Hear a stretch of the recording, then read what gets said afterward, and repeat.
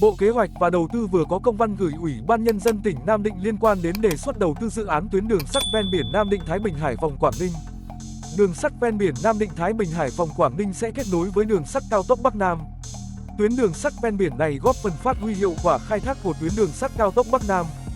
Tuyến đường sắt ven biển Nam Định - Thái Bình - Hải Phòng - Quảng Ninh bao gồm đoạn Nam Hải Phòng - Hạ Long dài khoảng 37 km, có chiều dài 101 km, khổ đường 1435 mm và được lên kế hoạch đầu tư sau năm 2030.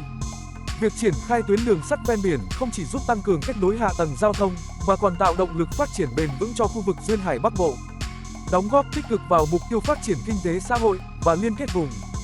Quý vị và các bạn nghĩ sao? Hãy chia sẻ và bình luận cảm nghĩ của bạn bên dưới video. Để ủng hộ kênh, hãy bấm thích video và bấm đăng ký kênh Hồ Sơ TV. Và cũng đừng quên bấm nhận tất cả các thông báo để đón nhận những video mới nhất.